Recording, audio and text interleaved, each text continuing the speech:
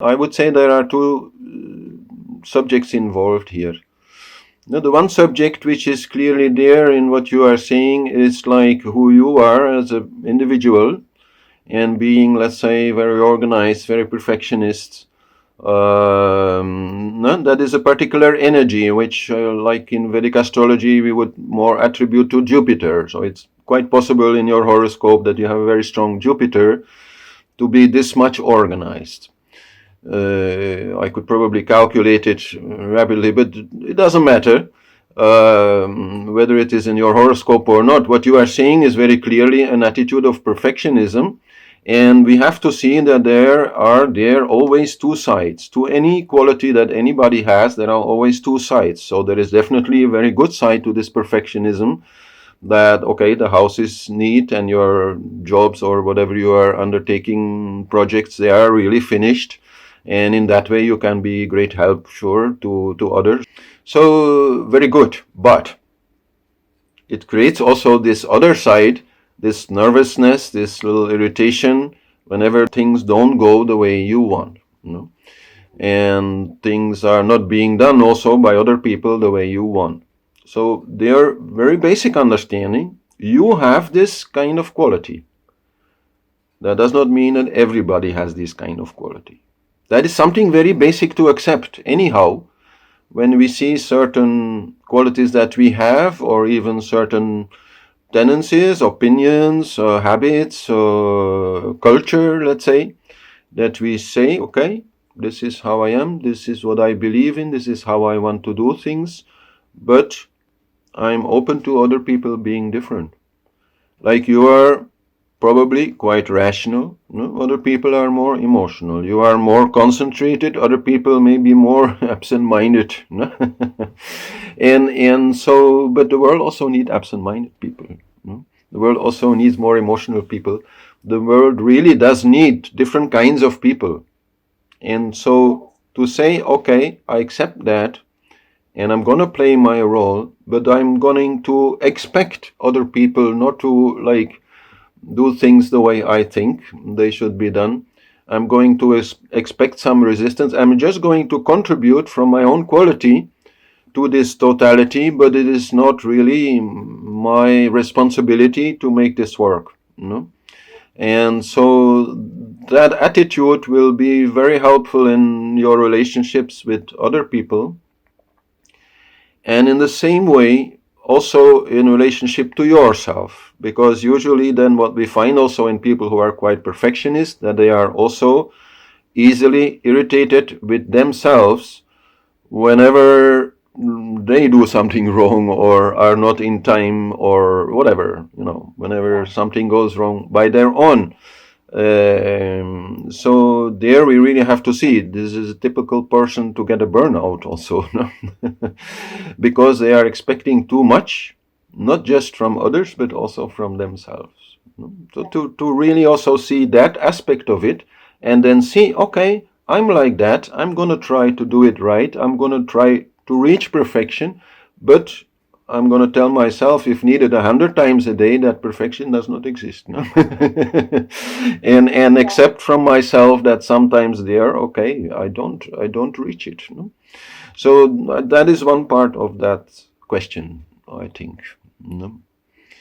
The other part that you're asking is like, how will it ever change? Or how can I change that? So part of the answer is already on what I was first saying. This is a little bit how you are. You know? And since I'm referring to your horoscope, this is a little bit how you are born in this life. Maybe in past life you were very absent-minded. It's totally possible. But in this life, no, you're quite precise. No? You know what you want. And you like to plan ahead. And so this is a particular quality you have. So that will not fundamentally change. The only thing that can change is how you deal with it, like how you work with it. And that is also, I think, mentioned in the book, where I say we do not all have to be mango trees. We can be an apple tree or a pine tree, and then as an apple tree we just try to make the best possible apples. So to be that kind of a perfectionist, let's call it like that, is a kind of species of human being, like an apple tree is among trees. And so you can say, I can try to be that as perfectly as possible, but that then of course includes this like more relaxed attitude towards perfection, and this acceptance, this very basic acceptance that things anyhow, there's a little chaos element everywhere. And, no? So that is part of that. But the other part of it is that in what you are saying, you are mostly referring to, I'm trying not to listen to those birds, I'm trying not to get irritated about, what's happening. And so that is actually talking about what you are doing with your awareness, with your consciousness, with your ego. You are trying to change direction. But true yogic practice combines this with some more energetic practice. And then it will actually work so much better, and then there will be much more progress. Because if we only rely on, let's say, our willpower to either listen to those birds or not, let's say, then, okay, maybe we'll be able to, or maybe not. But if we can, at the same time, work more energetically, then it will become more easy. So when we talk about pratyahara, listening to the birds or not, withdrawing our attention from there, their very basic, again, yogic understanding is that is so much easier if we create an object inside. Like, for example, if instead of the birds you start doing some mantra inside and focus there, then it's so much easier to not hear the birds because you're making another sound. So that is the more energetic way, because then that mantra, it has a certain power to make you more calm and make you more withdrawn, and will help you there. So that is definitely also then in life, let's say, you can there try to a little bit soften that quality that you have, maybe a little bit easier not to become irritated. Soften it, taking a good bottle of water for starters, because irritation is a fire, is an anger, so that is a fire. So keeping more water in your system, cooling down sufficiently, will help. Also there, people have usually no idea, but body temperature is a very important thing and should be closely monitored and guarded, and we should neither become too hot or we will become irritated, neither too cold or we will become more anxious. This is a very clear relationship.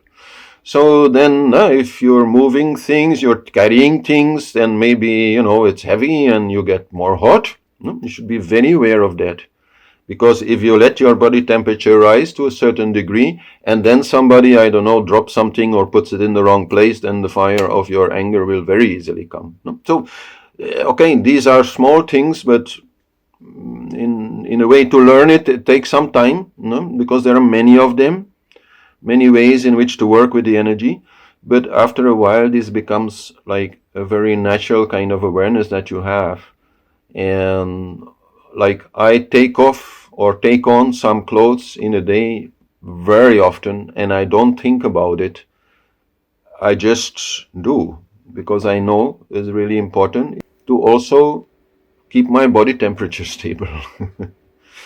And same we can say with breath.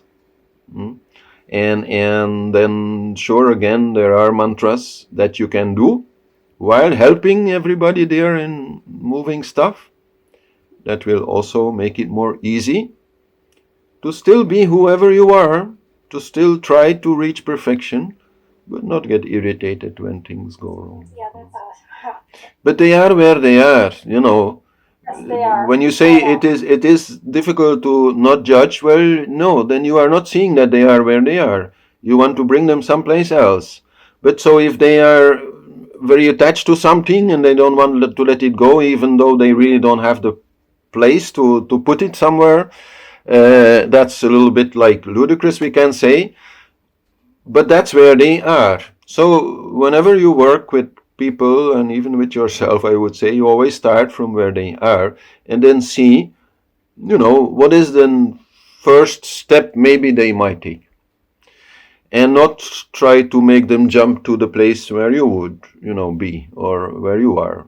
So that is very important, and knowing very well that if they are not going to do that, and they're going to be totally unreasonable still, there will come a point where they themselves have to face that reality.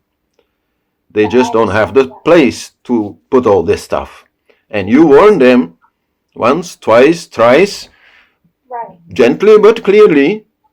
Still, they did not want to listen. It's their problem. Why do you make it your problem by getting irritated about it? No, this is their problem. They are like mirrors. No, so when then you feel this kind of irritation inside, okay, they are, let's say, the cause of it, but it is only because they can tickle something inside of you that you become irritated. No? And so this is then also important to see that there is also there an attachment inside of you towards this more perfect way of doing things, no? And that is what they are tickling, no? Triggering.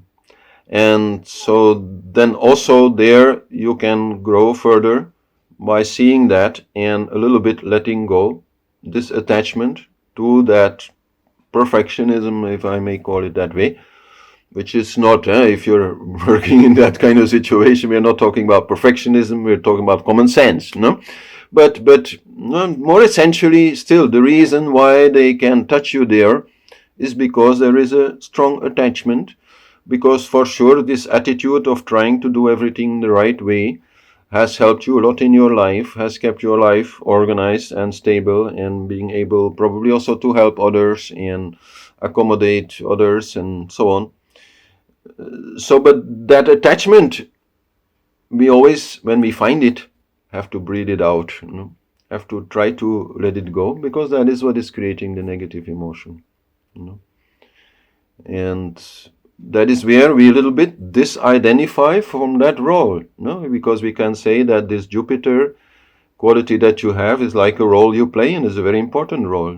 Jupiter is the organizer and the teacher, the collector of information. I'm sure you love all of that, to study something, to reorganize it, that's just who you are. And so beautiful, and we can play that, but with a kind of detached attachment.